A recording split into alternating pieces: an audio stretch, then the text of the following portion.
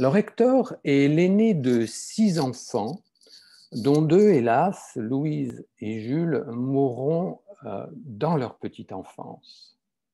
Hector adore son plus jeune frère, Prosper. Prosper, qui, nous le verrons, meurt à l'âge de 18 ans, emporté par la typhoïde. Hector restera donc marqué toute sa vie par ses départs prématurés. Il restera toujours très proche de ses deux sœurs, Anne, qu'il surnomme Nancy, et Adèle, et il les côtoiera tout au long de sa vie d'adulte. En 1809, à l'âge de 6 ans, sous le Premier Empire, Hector est envoyé au séminaire de la ville à l'initiative de sa mère, afin qu'il suive une éducation chrétienne. Mais 2 ans plus tard, en 1811, le séminaire ferme ses portes. Louis Berlioz décide donc de prendre en charge lui-même l'éducation d'Hector. Louis est un libre penseur, il est progressiste et plutôt anticlérical. Et c'est lui qui va enseigner à Hector les langues, la littérature, l'histoire, la géographie et même la musique. Alors 1815 est une année importante pour Hector. Il fait sa communion à l'âge de 12 ans au couvent des Ursulines, où est pensionnée sa sœur Anne. Il reçoit à cette occasion son premier choc musical. Alors qu'il vient de recevoir l'hostie, un chœur d'enfants se met à chanter l'hymne eucharistique. Et c'est un tourbillon émotionnel, et le jeune Hector est transporté par ces voix virginales. Il écrira plus tard « J'ai cru voir le ciel s'ouvrir. Ce chant avait la merveilleuse puissance de l'expression vraie. » Alors, choc musical, mais aussi choc sentimental. À l'âge de 12 ans, Hector tombe follement amoureux d'une belle jeune fille, Estelle Duboeuf. Elle a 5 ans de plus que lui, mais elle ne s'intéresse guère à ce petit gamin. Hector vit donc son premier amour de façon platonique et dans la souffrance. Il est pris de jalousie dès qu'un homme parle à sa belle Estelle. En 1816, à 13 ans, Hector découvre par hasard, au fond d'un tiroir, un flageolet, son premier instrument, sorte de petite flûte pastorale en bois. Alors tout de suite, il se met à en jouer, mais les sifflements désordonnés de cette flûte incommodent son père. Louis décide donc d'apprendre à Hector à lire la musique. Et il est impressionné par son fils, qui au bout de 2 jours maîtrise déjà le doigté et parvient à jouer des airs folkloriques avec son flageolet. En 1817, à 14 ans, Hector va commencer ses premiers essais de composition musicale. Très vite, Louis va se rendre compte que son fils a un don pour la musique. Il va donc l'encourager. Il lui achète une flûte traversière.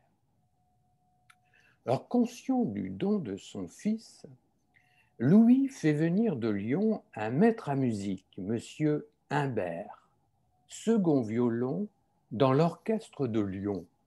Alors, pour que monsieur Humbert s'installe dans la petite ville de la Côte-Saint-André, Louis lui procure un emploi de maître de musique à la garde nationale du comté. Humbert s'installe donc dans la ville de la Côte-Saint-André et entreprend d'enseigner à Hector le chant et la flûte. Hector suit donc 2 leçons par jour. En 1817, fort doué, Hector compose sa première œuvre musicale pour 6 instruments, mais hélas, il ne la conservera pas et elle est aujourd'hui perdue. Après 2 années de leçons avec M. Humbert, Louis achète une guitare à Hector, qui a désormais 16 ans. M. Humbert, qui vient de perdre son fils, quitte la côte Saint-André et retourne dans sa ville de Lyon. Louis embauche alors un nouveau professeur de musique, M.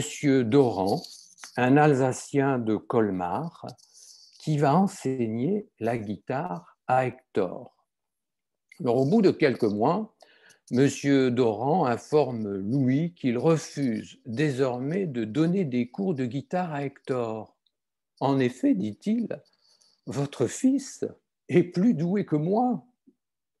Désormais, Hector est donc passé maître dans l'art de jouer du flageolet, de la flûte et de la guitare. Mais Louis refuse qu'Hector prenne des leçons de piano. Il pense que cela va l'inciter à devenir musicien. Car en effet, M. Berlioz souhaite que son fils devienne médecin, comme lui. Alors, pendant ce temps, Hector continue à composer des mélodies sur le mode mineur. Tout était empreinte de mélancolie. Quand il composait, il pensait à son amour impossible avec la belle Estelle Duboeuf.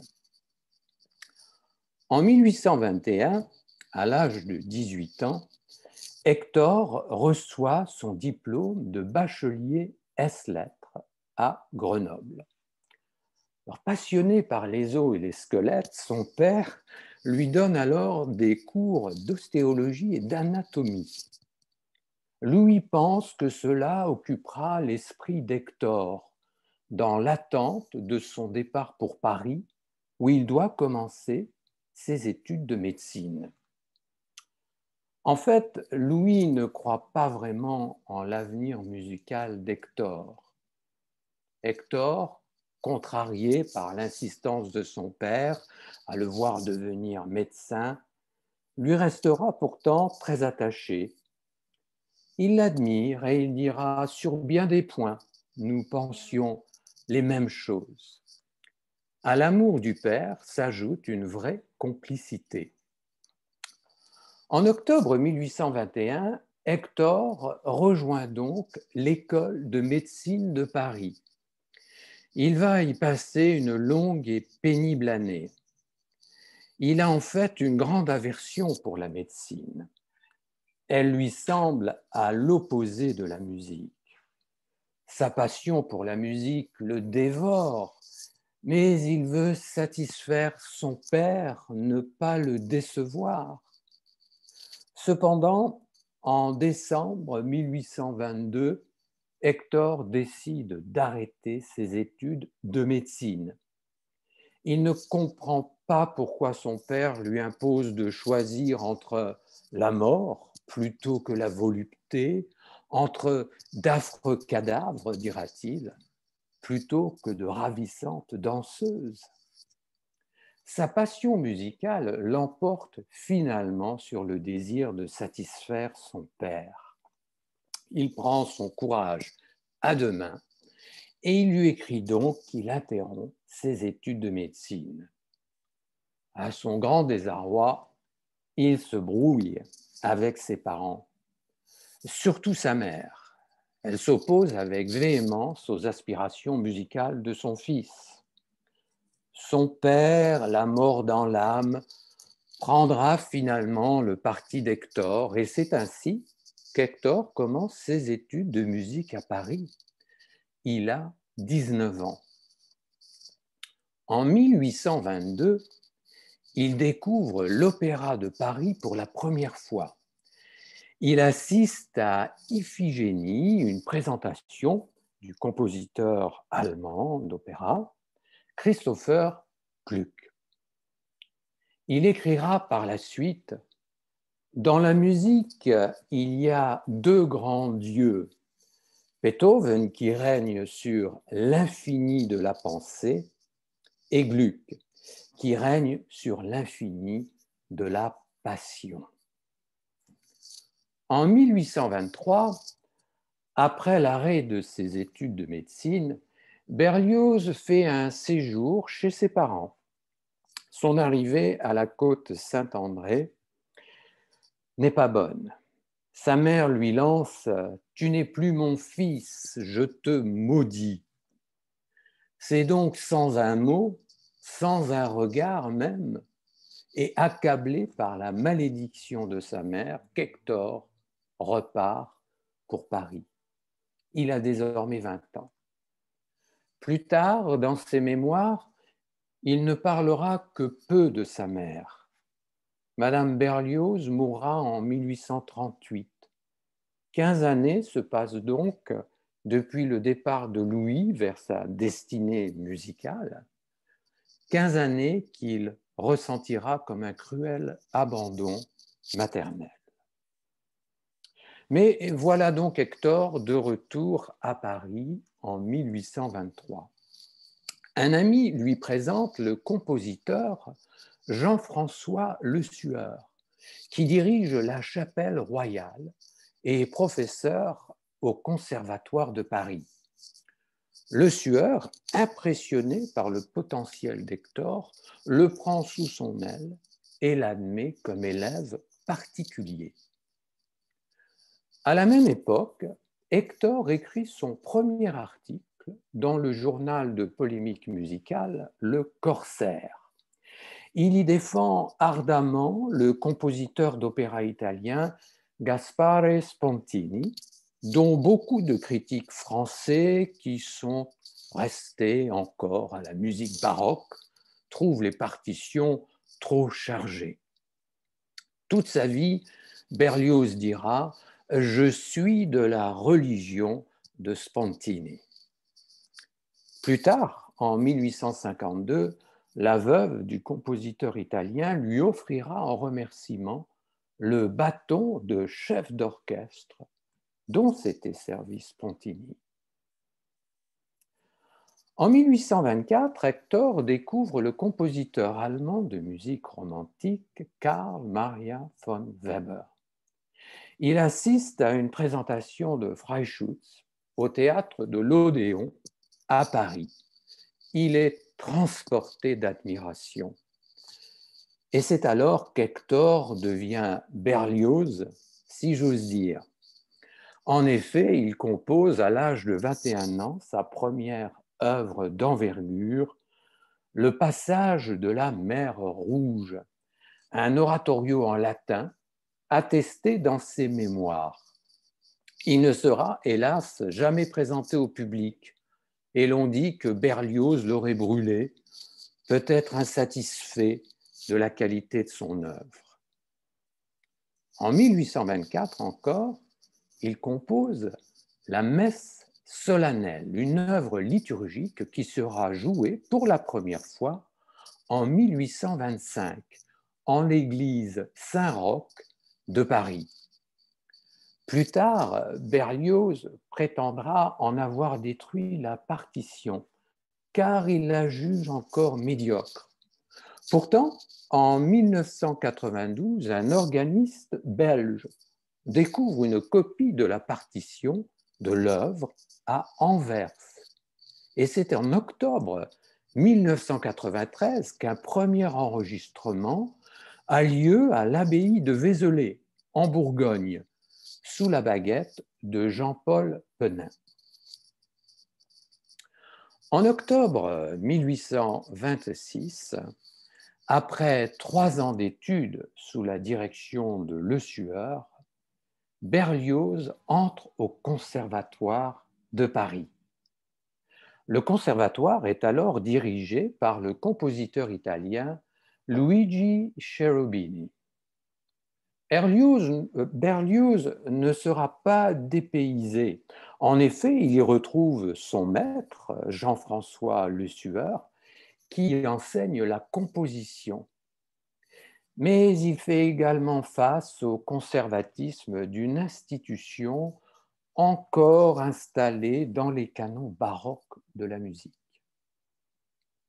Alors, passage obligé de tout étudiant au Conservatoire de Paris, Berlioz va concourir au prix de Rome, mais il subit 4 échecs successifs. Il se sent incompris du jury, qui juge, par exemple, sa cantate « La mort d'Orphée » inexécutable au piano. Alors, il est vrai qu'il l'avait composée pour orchestre à l'origine. Son père, qui trouve que son fils fait fausse route en choisissant la carrière musicale, réduit sa pension mensuelle.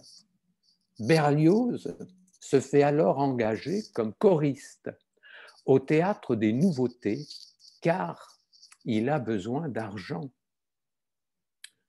En 1827, à 24 ans, il assiste à une présentation du Hamlet de Shakespeare, son auteur favori, et il est envoûté par la beauté de l'actrice irlandaise Harriet Smithson. Berlioz succombe à son talent, à son génie dramatique, mais il ne parvient pas encore à la rencontrer. Il doit se contenter de l'aimer en secret pour l'instant. En 1828, Berlioz reçoit un choc en entendant l'exécution des symphonies de Beethoven par le violoniste et compositeur français Jean-François Habeneck. Il déclare « Beethoven m'ouvre un monde nouveau de la musique, comme Shakespeare m'avait dévoilé un nouvel univers de la poésie. »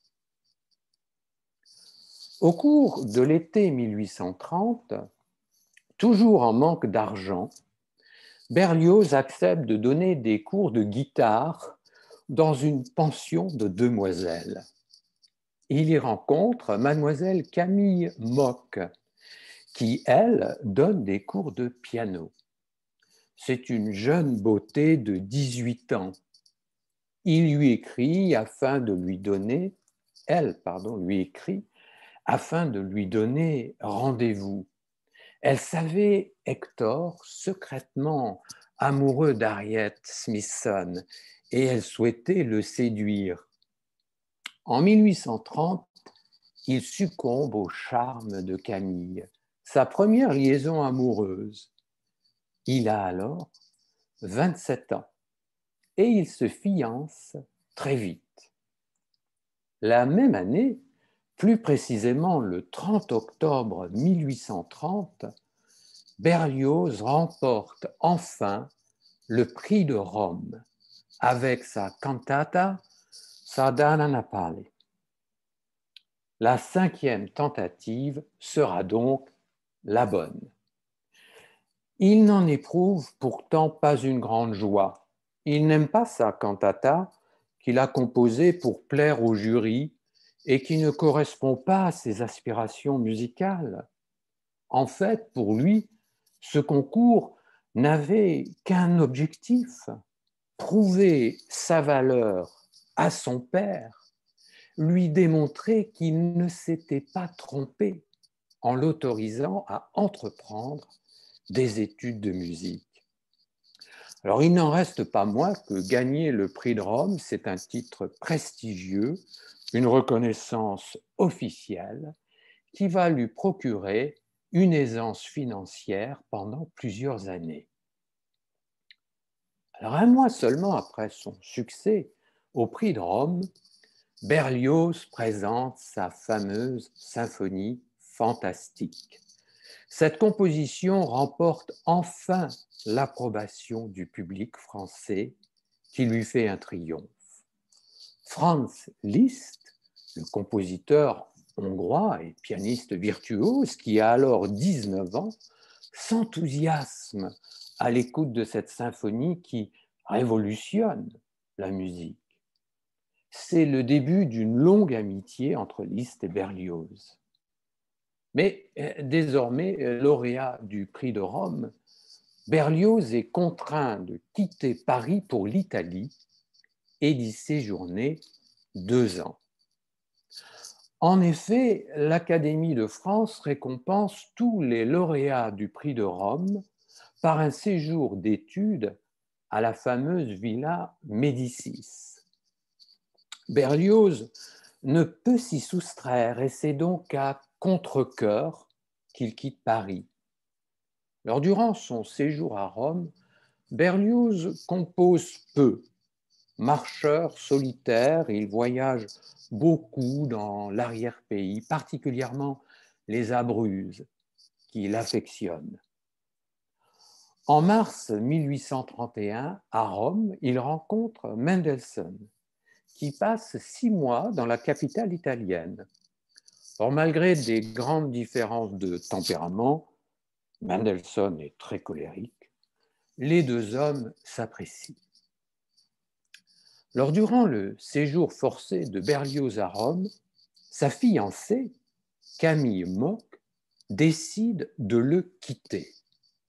La mère de Camille y est pour beaucoup dans cette décision. En effet, Berlioz n'est pas un homme riche et elle recherche un meilleur parti pour sa fille. Berlioz est fou de rage et gardera une rancune féroce toute sa vie. Alors, à l'annonce de la rupture des fiançailles, il va même décider de quitter Rome et il rentre précipitamment à Paris. Il écrira dans ses mémoires qu'il avait conçu de se venger et de tuer Camille, sa mère et son futur époux. Alors, fort heureusement, une fois arrivé en France, Berlioz reprend le contrôle de ses émotions et abandonne ce projet fou. Et c'est ainsi que Camille épouse en 1831 le riche manufacturier de pianos français, Monsieur Pleyel, qui a 30 ans de plus qu'elle. Alors, pour la petite histoire, Monsieur Pleyel divorcera 4 années après son mariage, car Camille, jeune fille volage, le trompait. Alors, dépité, Berlioz rentre à Rome. Nous sommes en 1831, il a 28 ans. Mais il trouve Rome sale, bruyante, désordonnée. Il est en mal d'inspiration. Alors, il compose pourtant l'air de la captive sur un texte de Victor Hugo. Il crée également l'Élio, ou le retour à la vie, une œuvre musicale qui intègre monologues, chants et chœurs, et qu'il considère comme un complément à sa fameuse symphonie fantastique. Alors, à son grand soulagement, il quitte Rome en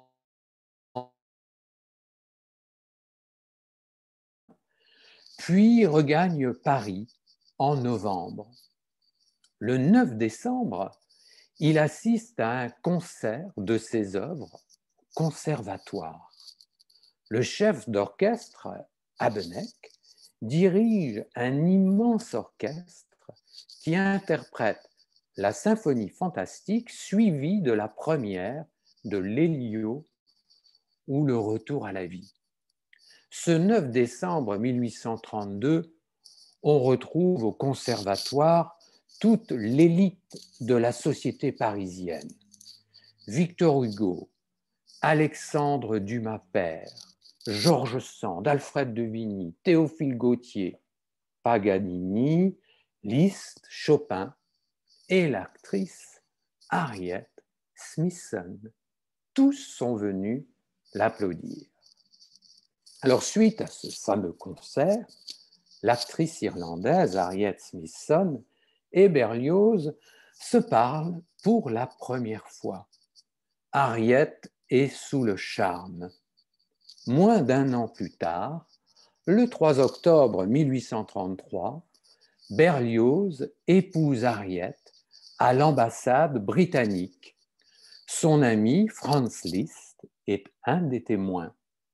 Alors, la mère de Berlioz s'oppose farouchement à ce mariage, ce qui ne le surprend guère, mais l'attriste. Harriet et Hector vont passer une lune de miel à Vincennes. C'est Thomas Gounet, un ami de Berlioz, qui leur avance l'argent, car il semble toujours dans le besoin. En août 1834, ils ont un fils qu'ils nomment Louis. Mais Louis ne suivra pas la voie de son père Hector. Il deviendra capitaine d'un paquebot de marine marchande. Alors une fois marié et ne faisant que peu d'argent avec ses œuvres musicales en France, Berlioz se lance dans une carrière de critique.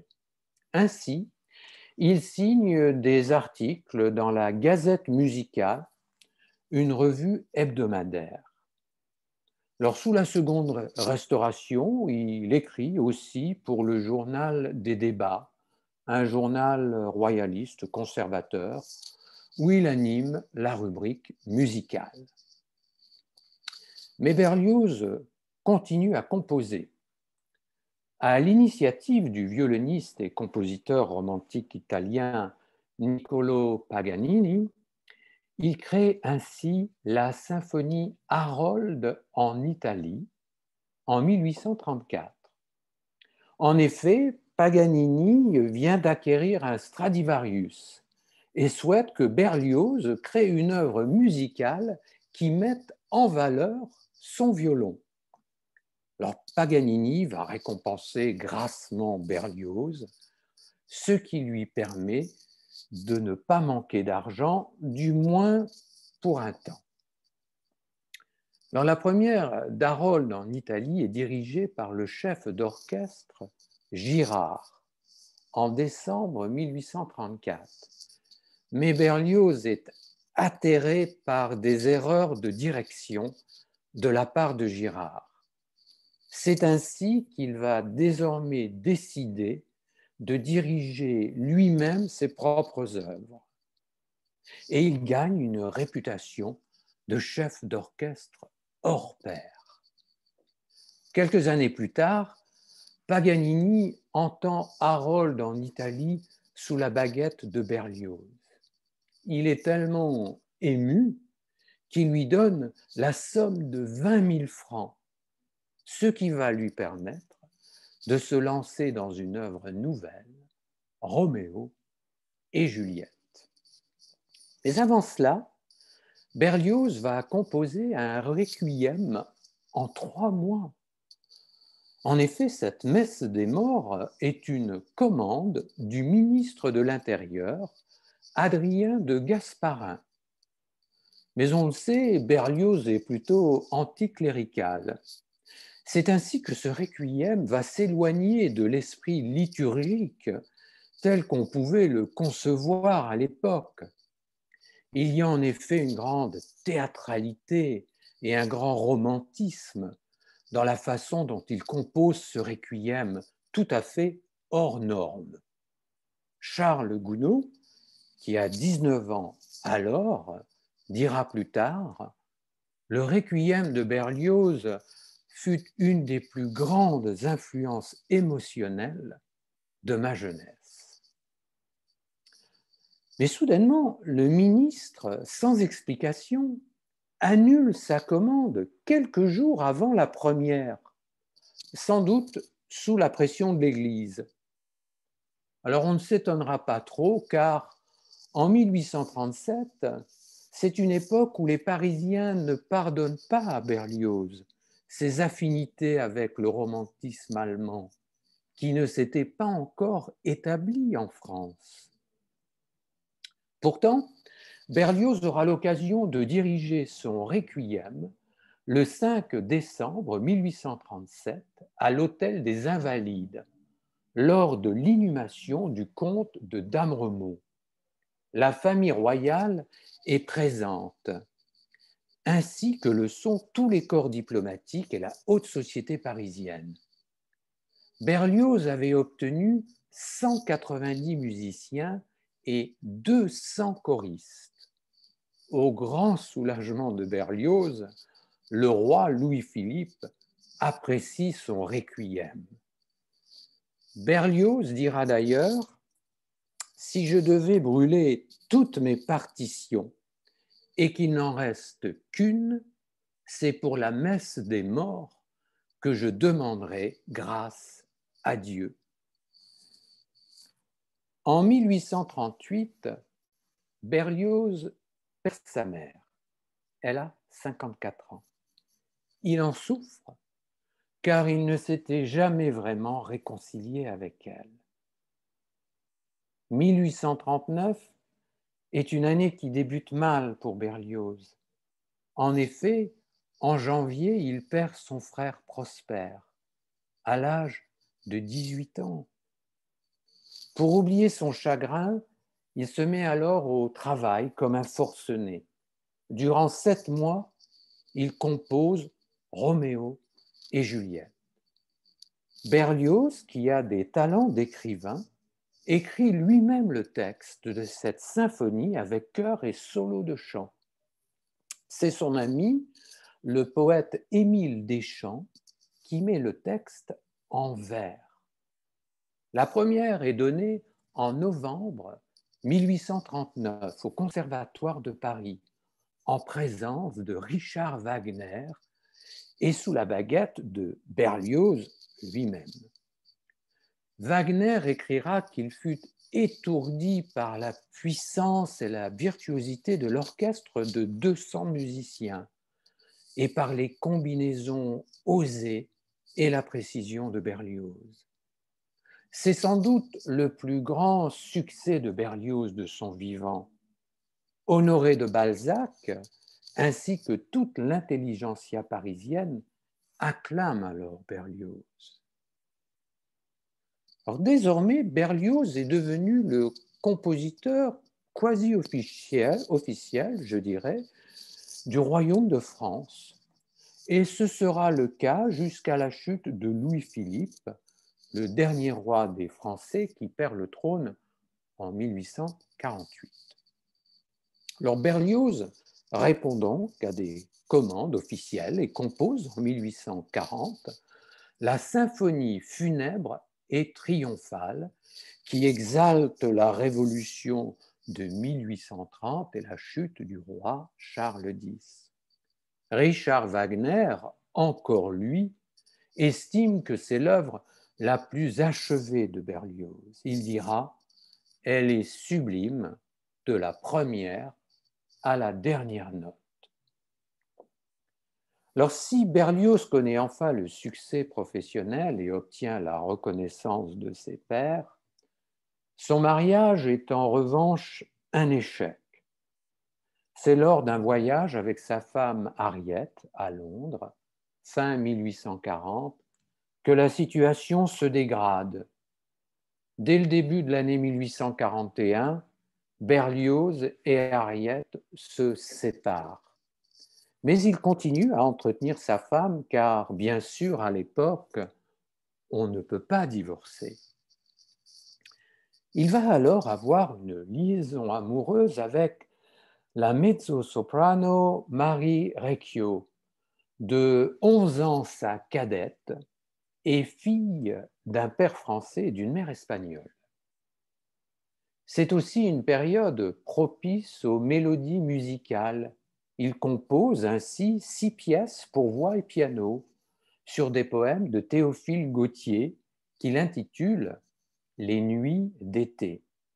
On dit d'ailleurs que c'est pour Marie Recchio qu'il écrit Les nuits d'été, dont les mélodies font partie du répertoire de la cantatrice. Alors, grâce à l'influence de Berlioz, elle fait ses débuts à l'Opéra Comique en 1841. Pourtant, malgré son talent, Marie Recchio n'aura qu'un succès très limité. Elle est souvent prise de trac et perd ses moyens sur scène. Mais cela ne change aucunement les sentiments de Berlioz pour Marie. En 1842, Berlioz entame une grande tournée européenne. Marie l'accompagne. La tournée commence par Bruxelles puis se poursuit en Allemagne. Berlioz en profite pour retrouver Mendelssohn à Leipzig, Wagner à Dresde, ainsi que Robert Schumann, grand admirateur de la symphonie fantastique et qui écrit des articles dithyrambiques sur Berlioz. En 1844, pour se reposer de son grand tour triomphal, Berlioz fait un séjour à Nice, où Marie possède une maison. Il vit alors ce qu'il décrit les plus beaux jours de sa vie. Mais il continue à entretenir et soutenir financièrement sa femme Harriet, qui garde leur appartement parisien. Il publie à la même époque son grand traité d'instrumentation et d'orchestration moderne qui balaie les vieilles idées et fait encore autorité à ce jour. En 1845, Berlioz entame sa première tournée d'été en France. Il passe notamment par Marseille et Lyon, où il revoit son vieux professeur de guitare, M. Doran. Cependant, les problèmes financiers de Berlioz continuent.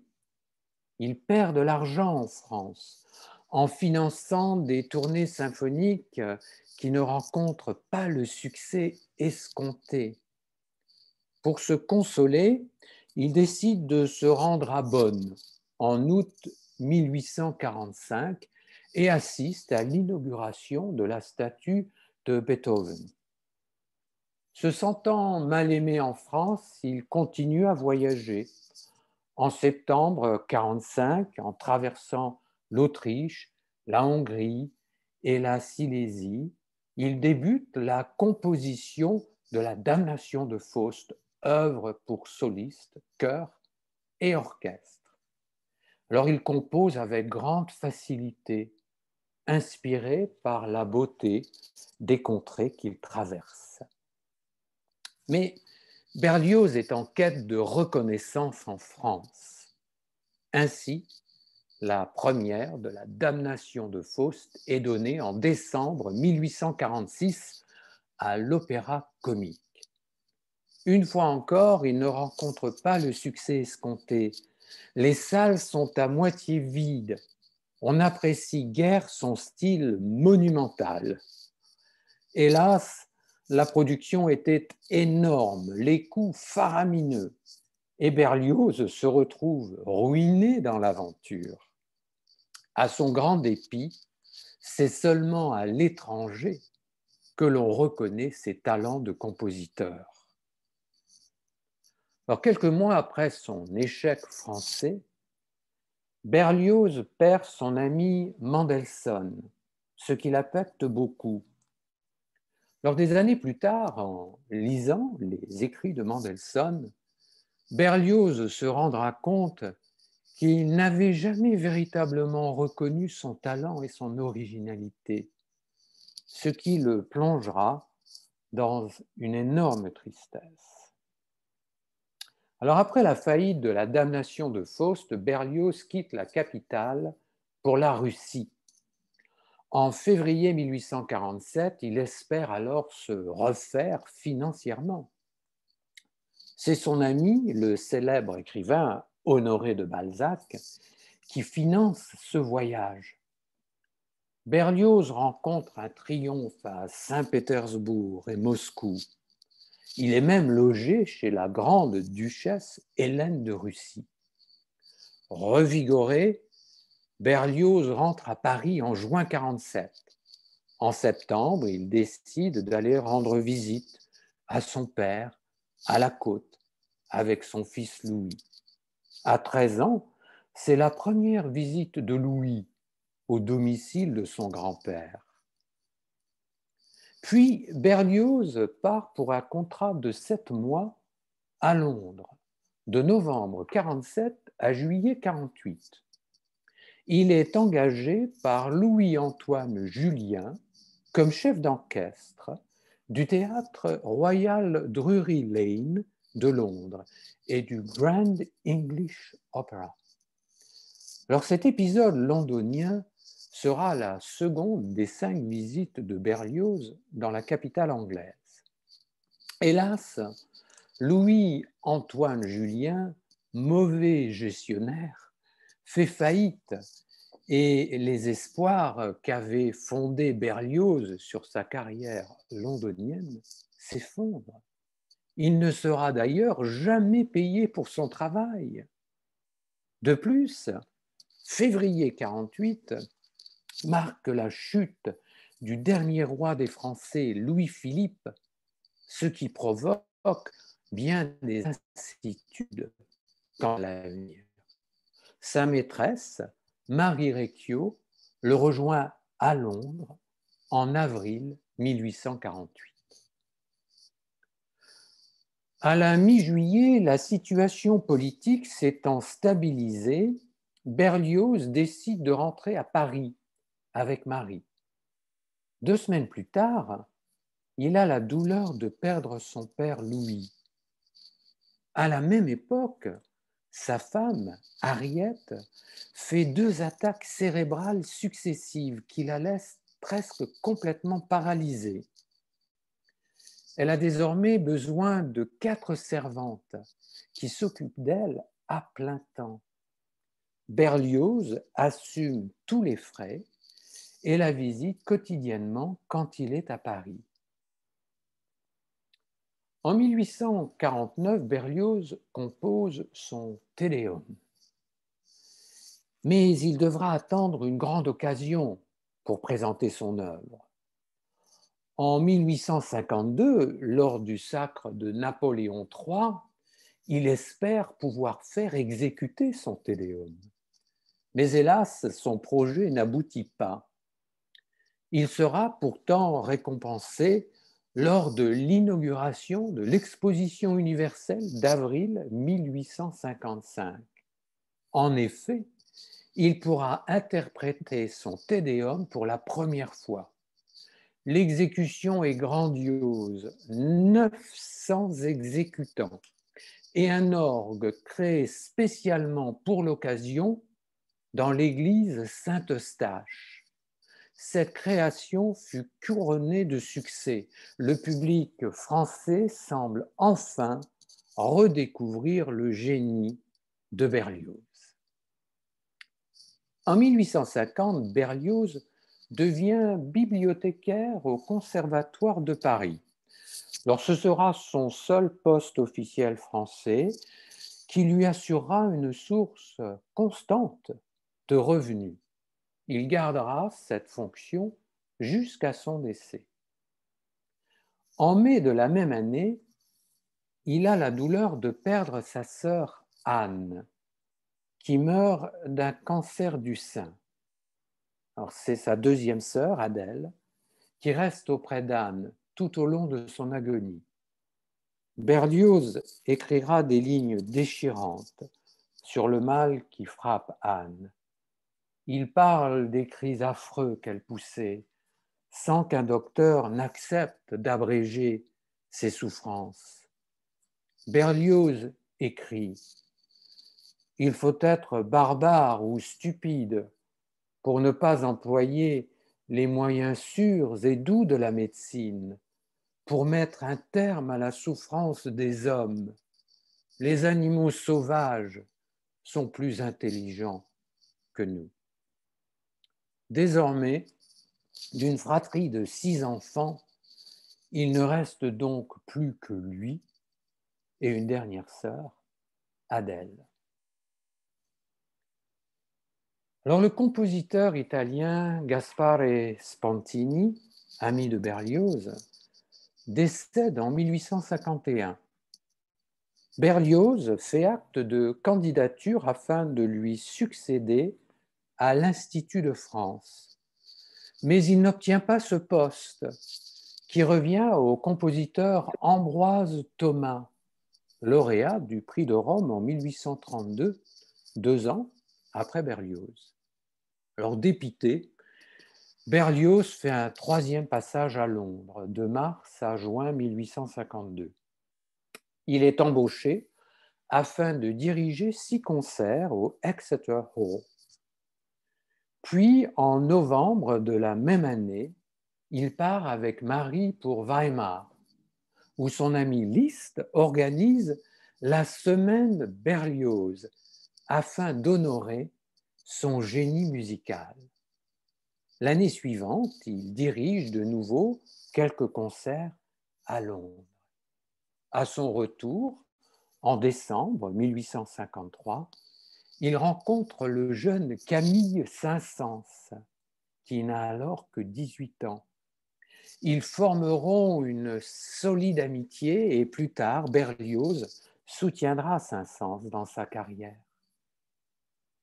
Alors, comme nous l'avons vu, sa femme Henriette est gravement malade depuis quelques années.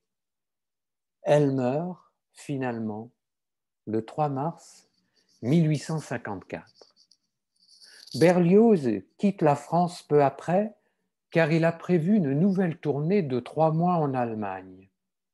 À son retour, en novembre, il épouse enfin Marie, après déjà 10 années de vie commune. Elle devient collaboratrice et gestionnaire de Berlioz, son impresario, en quelque sorte. Alors Berlioz et Marie s'installent en Italie, à Vintimille, d'avril à octobre 1856. C'est là qu'il débute la composition de son opéra Les Troyens, d'après l'œuvre de Virgile. Virgile qu'il avait étudié avec son père lors de son adolescence. Il achèvera Les Troyens 2 années plus tard, en avril 1858. Le jeune Georges Bizet, 20 ans à l'époque, est ébahi par cette œuvre. La même année, sa seconde tentative, et après son échec de 1851, Berlioz est admis à l'Institut de France, qui regroupe l'élite intellectuelle et artistique du pays. Le voilà enfin académicien. Alors en 1860, la dernière sœur de Berlioz, Adèle, décède d'insuffisance cardiaque. Désormais, il est le dernier survivant de la fratrie. Il a perdu ses 2 parents et 5 frères et sœurs, et les malheurs s'accumulent. Nous savons que son épouse Marie avait toujours suivi Berlioz dans ses tournées européennes, mais fragile de cœur, elle aussi, elle décède subitement le 13 juin 1862 d'une crise cardiaque à l'âge de 48 ans. Berlioz fait une dépression. Il va cependant s'occuper de la mère de son épouse, qui vivra à ses côtés jusqu'à la mort du musicien. En 1863, Berlioz rencontre au cimetière de Montmartre, où sont enterrées ses 2 épouses, une jeune fille qui se nomme Amélie. À 24 ans, elle est de 35 ans, sa cadette. Incapable de vivre seul, Berlioz entretient une liaison amoureuse avec Amélie. Mais elle rompt avec lui quelques mois plus tard. Désabusé, il s'occupe comme il peut et devient membre du jury du prix de Rome. Il se bat avec succès afin que le jeune Jules Massenet, 21 ans alors, remporte le prix. En 1864, Berlioz devient chevalier de la Légion d'honneur. Mais à 61 ans, les honneurs ne l'intéressent plus. Pour qui? Pourquoi? Tant d'êtres chers ont disparu.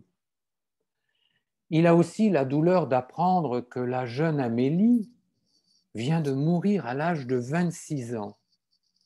Une semaine plus tard, lors d'une promenade au cimetière de Montmartre, il découvre la tombe d'Amélie par hasard.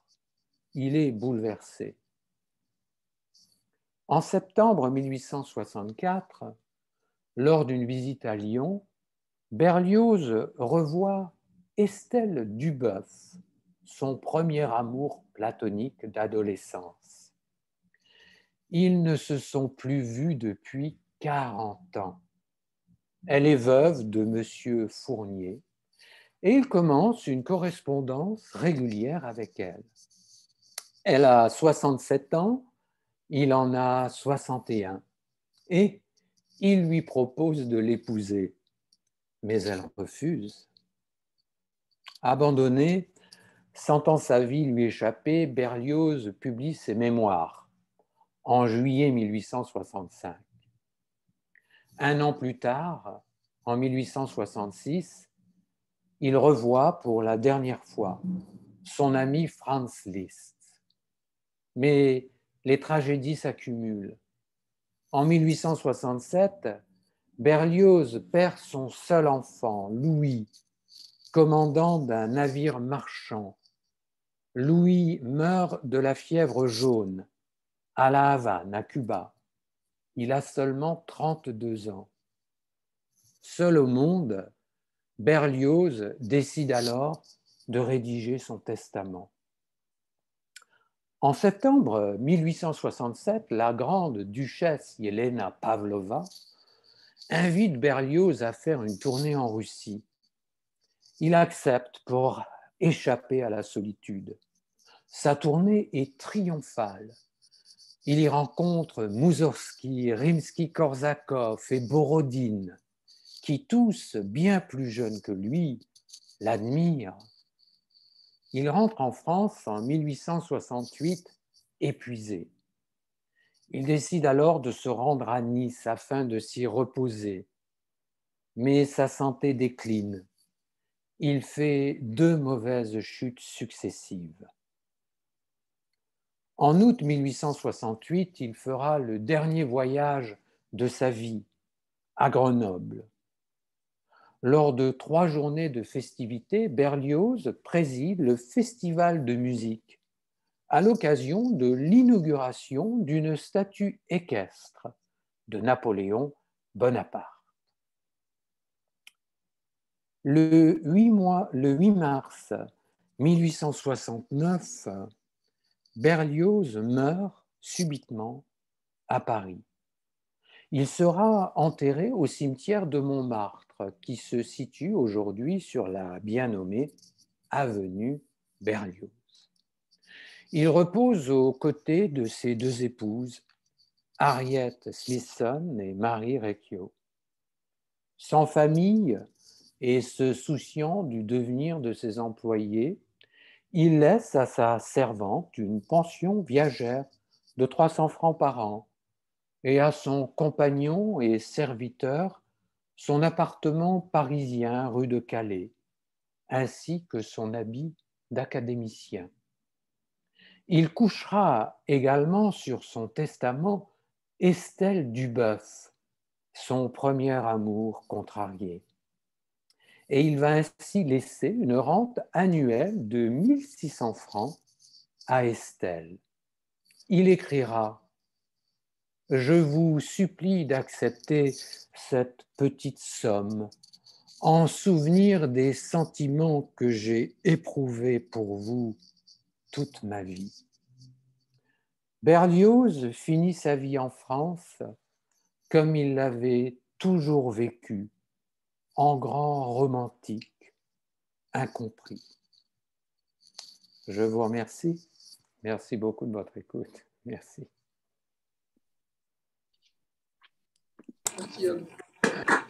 Merci. Merci. Merci. Merci Excellent. beaucoup. Excellent. Merci beaucoup. C'est très gentil. Merci, merci. Merci, Eric. Merci, Eric. Mais c'est un grand plaisir. Merci. Très bien. J'ai appris beaucoup moi-même en faisant des recherches sur Berlioz et sur sa vie. Donc, c'était un grand plaisir de faire cette présentation et toutes ces recherches. Mais je ne suis pas musicologue. Je suis sûr que parmi vous, il y a des personnes bien plus au fait que moi sur la vie et sur les œuvres de Berlioz. Donc, si quelqu'un veut intervenir, faire quelques petites remarques, il ou elle est bienvenue, évidemment. Ah, voilà. Alors, je vois que quelqu'un essaie de parler. Daniel, est-ce que vous voulez essayer de remettre votre micro? Voilà. Merci. L'instrument, le flageolet, je n'ai jamais entendu ce nom. Est-ce que c'est courant encore ou c'est... Non, alors d'ailleurs c'est intéressant parce que moi je ne connaissais pas non plus. Apparemment c'est un instrument qui a été créé à la fin du XVIe siècle et c'est une sorte de petites flûtes ou de petits pipeaux en bois. Alors il y a quatre trous à l'avant et deux petits trous à l'arrière. Donc il faut jouer avec les 6 doigts. C'est une sorte de petit instrument pastoral que l'on utilisait, je crois, surtout pour des petits airs, airs folkloriques. Enfin, comme je l'ai dit, je ne suis pas musicien ou musicologue. Il y a peut-être quelqu'un dans l'audience qui pourrait nous éclairer un peu plus. Mais il est vrai qu'il l'a trouvé par hasard dans un tiroir en fouillant à la maison. Intéressant. Une petite flûte à bec, n'est-ce pas? Oui, une petite flûte à bec, c'est ça. C'est ça, oui, tout à fait. Une vie, en tout cas, à la grandeur de son œuvre. Hein. Oui.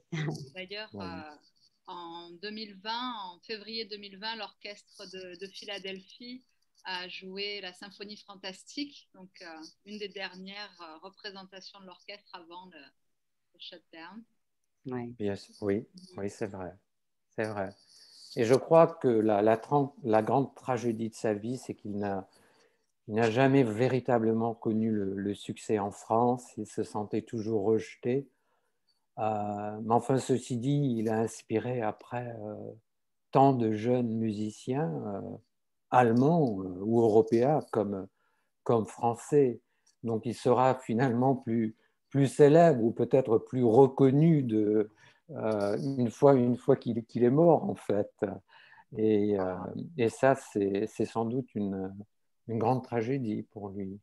Mais c'est vrai qu'il a triomphé en Russie, en Allemagne, et qu'il était énormément admiré. Mais le mouvement romantique en France à l'époque n'avait pas encore pris pied. Le conservatoire de Paris, d'après ce que j'ai lu, était très conservateur, justement, pas très avant-garde. C'est voilà. Énormément triste. Oui. Bon, tout à fait.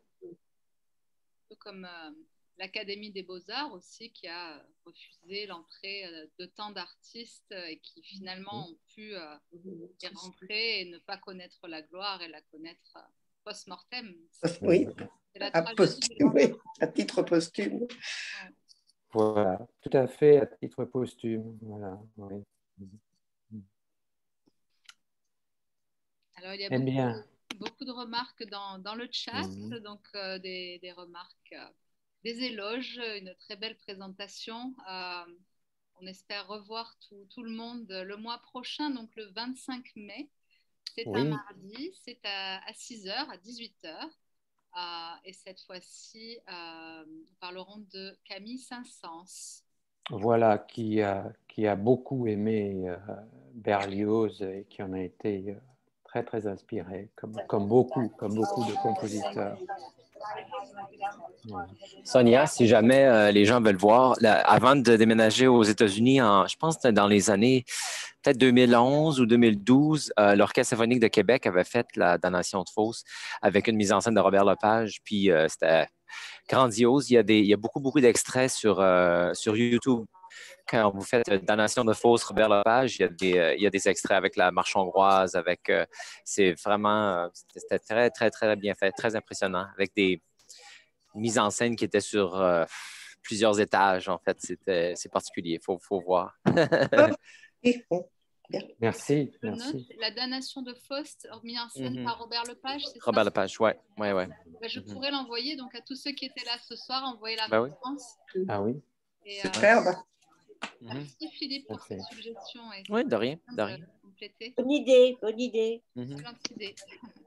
Faut pas que j'oublie demain. Encore une fois, Eric, merci. Merci beaucoup. C'était vraiment, Oh, un grand merci à vous. Merci bien. Merci Eric. Merci Eric, à bientôt. Merci. Au revoir. Je l'espère. Pas pris. Au revoir. À la Au prochaine. revoir. à Au revoir, tous et Eric. à tous. Excellente présentation. Excellente. C'est très gentil. Au revoir, Eric, et merci. Au revoir. Merci beaucoup. Merci encore. Au revoir. bonne soirée tout le monde. Et voilà. Bonne soirée à tous et on se voit le mois prochain. Au mois prochain, Sonia. Merci encore. Merci au revoir. à vous, Eric. Merci Sonia de nous envoyer le lien pour réentendre la bonne présentation. Oui. Merci beaucoup. Et je dis bonjour à Mike aussi, que je vois venir chaque mois pour vos présentations. Merci C'est d'être très fidèle. gentil. C'est très gentil. Super. Bonne soirée. Bonne soirée. Merci.